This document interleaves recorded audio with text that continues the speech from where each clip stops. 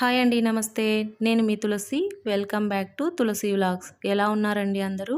ఇవాల్టి వ్లాగొచ్చేసి గోరుచిక్కుడు పులుసు చేస్తున్నానండి. ఎలా చేయాలో చూద్దాం రండి. ఒక కప్పు కందిపప్పు తీసుకొని నీళ్లు పోసి 2 సార్లు కడిగి పక్కన పెట్టుకుందాము. ఇంకొక గిన్నె తీసుకొని పెద్ద నిమ్మకాయ సైజు చింతపండు వేసుకొని కొద్దిగా గోరువెచ్చని నీళ్లు పోసి నానబెట్టుకొని పక్కన పెట్టుకుందాము. ఆనియన్స్, టమోటాలు, మిర్చి అన్నీ కట్ చేసి పెట్టుకోవాలి. అలాగే అల్లం వెల్లుల్లి పేస్ట్ దంచుకొని పెట్టుకోవాలి. స్టవ్ పైన కుక్కర్ పెట్టుకొని 3 టేబుల్ స్పూన్ ఆయిల్ వేసుకుంటున్నాను నేను.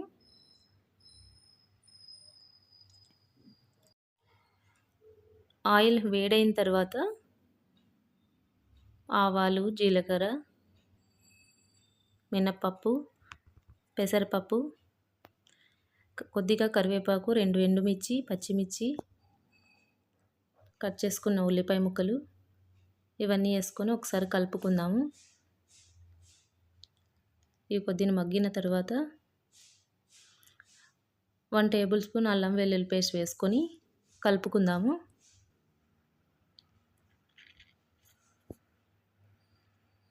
ఇవి కొద్దిగా కలిపిన తర్వాత పసుపు తగినంత వేసి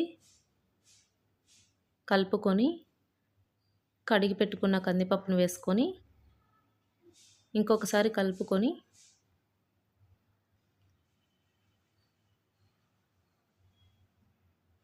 ఇప్పుడు టమోటా ముక్కలు వేసుకుందాము. ఇవి కూడా ఒకసారి కలుపుకొని కడిగి పెట్టుకున్న గోరుచిక్కుడు ముక్కలు కూడా వేసుకుందాము.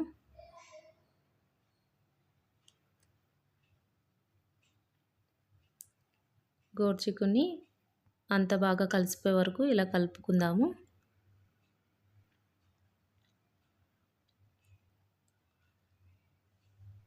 ఇది చాలా బాగుంటుందండి. ఒకసారి మీరు కూడా ట్రై చేయండి. ఇక్కడ తగినంత ఉప్పు, 2 టేబుల్ స్పూన్ల కారము. పులుసులోకి కొంచెం కారం ఎక్కువే పడుతుంది. మీరు కారం తినే వాళ్ళైతే ఇంకా హాఫ్ స్పూన్ వేసుకోవచ్చు. 1 టేబుల్ స్పూన్ ధనియాల పొడి,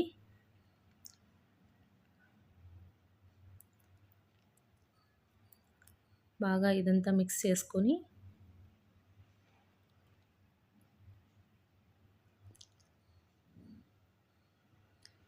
అలాగే 1 కప్పు చింతపండు పులుసు వేసి కలుపుకుందాము. 2 కప్పులు నీళ్ళు పోసుకొని ఇదంతా కలుపుకుందాము.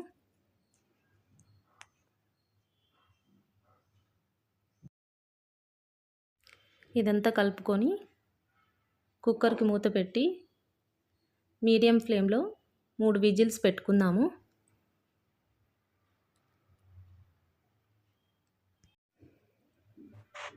ఇక్కడంతా నాకు ఉడికిపోయిందండి.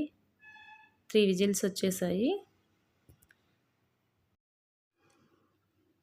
ఆవిరి మొత్తం పోయిన తర్వాత మూత తీసుకొని ఒకసారి కలుపుకొని ఎలా ఉడికాయో ఒకసారి చూసుకుందాము.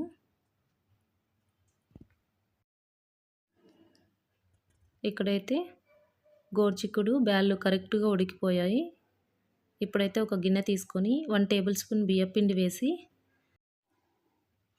నీళ్లు తీసుకొని కొన్ని వేసుకుంటూ కలుపుకుందాము. ఇక్కడ ఈ పిండికి నాకు హాఫ్ కప్పు మాత్రమే పట్టాయి. మీరు పిండి కానీ ఎక్కువ తీసుకుంటే ఇంకా కొన్ని వాటర్ వేసుకోవచ్చు. ఇప్పుడు కలుపుకున్న పిండిని కర్రీలో పోసుకోవాలి. బియ్యం పిండి వాటర్ని ఇలాగ నిదానంగా పోసుకుంటూ కలుపుకోవాలి. లేదంటే ఉంటలు కట్టేస్తుంది ఒకటేసారి వేసేస్తే. ఇలాగ నిదానంగా వేసుకుంటూ కలుపుకోవాలి. ఇలాగే పలుచుగా అనిపిస్తుంది. కొద్దిగా చల్లారే కొద్దీ కొంచెం తిక్కుగా అవుతుంది. ఇప్పుడైతే హాఫ్ స్పూన్ గరం మసాలా వేసుకుందాము. అలాగే కొత్తిమీర కూడా వేసుకుందాము. గరం మసాలా, కొత్తిమీర వేసినప్పుడు 1 టేబుల్ స్పూన్ బెల్లం వేసుకోండి. ఈ పులుపు, కారం, ఉప్పు బ్యాలెన్స్ చేసి కర్రీ ఇంకా చాలా టేస్ట్ బాగుంటుంది. నేనైతే ఇక్కడ మర్చిపోయాను. ఇంతేనండి. స్టవ్ ఆఫ్ చేసుకొని మూత పెట్టేసుకుందాము. కర్రీ రెడీ అయిపోయింది. చూశారు కదండి గోరుచిక్కుడు కర్రీ ఎలా ఉందో. మీరు కూడా చూసి ట్రై చేయండి. థ్యాంక్ యూ అండి.